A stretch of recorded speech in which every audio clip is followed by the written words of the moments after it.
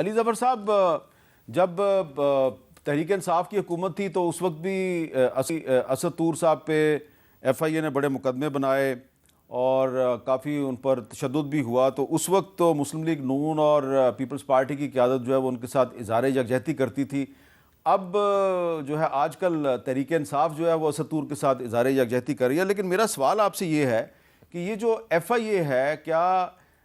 اس کے پاس یہ اختیار ہے کہ یہ کسی اور الزام میں، کسی اور مقدمے میں انکوائری کے لیے صحافی کو بلائے اور پھر اس کے خلاف کسی اور چکر میں ایف آئی آر درج کر دے اور ایف آئی آر میں الزام جو ہے وہ بھی کلیئر نہ ہو؟ جی ہم امیر صاحب بالکل نہیں ہے، لیکن بدقسمتی سے اس وقت یہاں پوزیشن یہ ہے، پاکستان میں یہ عام دیکھنے میں آ رہا ہے کہ قانون کو ہی نہیں امپلیمنٹ کر رہا، نہ فالو کر رہا ہے۔ قانون جس طرف توڑنا چاہتے ہیں لوگ توڑ دیتے ہیں، اور یہ پی ٹی آئی کی لیڈرز کے جو میں نے کیسز دیکھے ہیں، جو میں دیکھ بھی رہا ہوں، اس میں یہ اکثر اور بیشتر یہی ہو رہا ہے جو آپ کے ساتھ ہوا۔ میں کہنا تو نہیں چاہیے، لیکن آپ یہ ایک طرح ہمارے فولڈ میں آ گئے ہیں۔ جو پی ٹی آئی کے لیڈرز کے ساتھ ہو رہا ہے کہ ایک مقدمے میں انویسٹیگیشن ایف آئی اے جس کی کوئی اختیار نہیں ہے، لیکن وہ ایک مقدمے میں آپ کو بلاتے ہیں اور دوسرے مقدمے میں آپ کو جیل میں ڈال دیتے ہیں۔ یہ اور انکوائری بھی نہیں ہوتی، ہائی کورٹس آتے ہیں، ہائی کورٹ کہتے ہیں آپ انکوائری کے بغیر آپ نہیں پکڑ سکتے، لیکن وہ پھر بھی دوسری انکوائری شروع ہو جاتی ہے، کبھی اسلام آباد سے اور کبھی لاہور سے اور کبھی پشاور سے اور کبھی کراچی سے۔ تو یہ معاملات جو چل رہے ہیں، یہ ہوتا یہ ہے کہ الٹیمیٹلی آپ نے انگریزی کی کہاوت سنی ہوگی کہ whatever happens comes around then. جی وہ لٹرلی یہ ہو رہا ہے کہ یہ جو آج کل پی ٹی آئی کے ساتھ ہو رہا ہے یا آپ کے ہمارے فیلو صحافیوں کے ساتھ ہو رہا ہے، ہم کنڈیم تو کرتے رہیں گے، لیکن کچھ لوگ اس پہ خوش ہوتے ہیں۔ جب وہ خوش ہوتے ہیں تو پھر وہ ڈویژن آ جاتی ہے۔ اچھا، اب اس لیے جب آپ کے ساتھ کسی کے ساتھ بھی ایسا معاملہ ہو، ہر ایک کو اگر ایک پلیٹ فارم پہ کھڑے ہوں گے تو کل کو ان کے ساتھ بھی ایسا نہیں ہوگا۔ ٹھیک ہے، یہ آپ کا یہ تاریخ ہم دیکھتے رہے ہیں کہ یہ اس طرح ہو رہا ہے۔ اچھا ڈاکٹر طارق فضل چودھری صاحب، یہ ابھی تو شہباز شریف صاحب نے وزیر اعظم بننا ہے، جب وہ وزیر اعظم تھے تو مجھے یاد ہے کہ ایک سیمینار میں انہوں نے کہا تھا کہ ہم آزادی صحافت کا تحفظ کریں گے۔ ابھی انہوں نے دوبارہ بننا ہے دوسری دفعہ، تو صحافیوں کی پکڑ دھکڑ شروع ہوگی۔ آپ نہیں سمجھتے کہ اس سے صرف آپ کے لیے پرابلمز نہیں کریٹ ہوں گے، بلکہ یہ جو انٹرنیٹ کی بار بار بندش ہے، اس سے پاکستان میں فورن انویسٹمنٹ کے راستے میں بھی رکاوٹیں پیدا ہوں گی؟ میر صاحب ظاہر ہے یہ واقعہ جو ہے ہماری گورنمنٹ بننے سے پہلے ہی پیش آیا ہے، اور جب بنے گی انشاءاللہ تعالیٰ تو بالکل اس کو دیکھیں گے اور ان کے ساتھ کسی طرح کی زیادتی نہیں ہوگی، اس کا تو میں آپ کو یقین دلاتا ہوں۔ دوسری بات یہ ہے کہ آپ دیکھیں کہ پاکستان تحریک انصاف کے سابقہ دور میں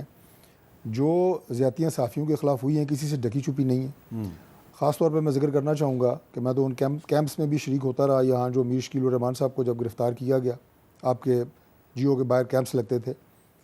تو اور وہ بھی جھوٹے اور بے بنیاد الزامات، الزامات، یہ تھا کہ انکوائری کے لیے بلایا گیا اور پھر بند کر دیا گیا اور ایف آئی آر بعد میں آئی۔ جھوٹے اور بے بنیاد الزام کی بنیاد پہ انہیں اور کتنے دن ان کو جو ہے وہ پابند سلاسل رکھا گیا۔ تو ہم تو اس وقت بھی آواز تو یہ اٹھائی، نگران حکومت اسی راستے پہ چل رہی ہے۔ جو ہماری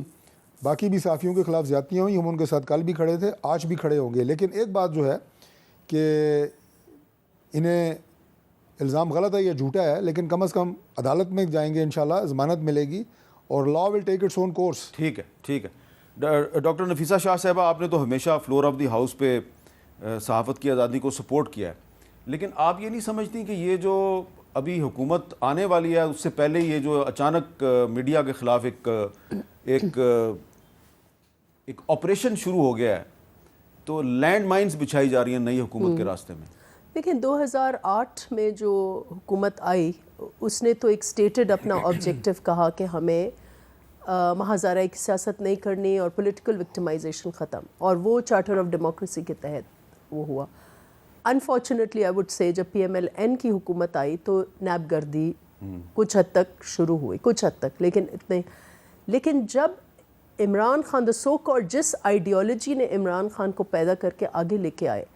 انہوں نے ہی ہائیبرڈ نظام کے وہ خالق تھے۔ انفارچونیٹلی ابھی تک ہائیبرڈ نظام اس ملک میں رائج ہے،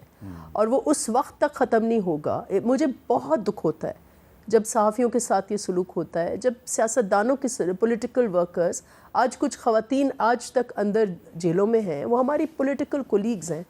مجھے دکھ ہوتا ہے. لیکن اس کے لیے سیاستدانوں کو اپنی جو مہازارائی والی پالیٹکس ہے وہ ختم کرنی ہوگی، اور اس پہ ایکولی ذمہ دار عمران خان کی جماعت ہے، کیونکہ میں سمجھتی ہوں کہ انٹری پوائنٹ ہائیبرڈ نظام کا وہ خود تھے، جہاں پارلیمنٹ مفلوج، جہاں جوڈیشری مفلوج، جہاں صدارتی محل سے سارے احکامات آتے ہیں. وہ سسٹم، اگر آپ کو سسٹم کو خاتمہ کرنا ہے تو سیاسی جماعتوں کو مل بیٹھنا ہوگا اور کچھ رولز آف دا پالیٹکس نئے سر طے کرنے ہوں گے. جب تک یہ نہیں ہوگا تو یہ صحافت کے ساتھ، سیاست کے ساتھ خود یہ نظام چلتا رہے گا، کیونکہ پھر پاور سینٹرز جو ہیں، اب اتنے مختلف پاور سینٹرز ہیں، مجھے نہیں پتا کہ اب یہ کیئر ٹیکر گورنمنٹ اس کی ذمہ دار ہے، کون ذمہ دار ہے. چلے یہ پتا تو اب آپ جب حکومت میں آئیں گے تو آپ کو فوراً ہی پتہ چل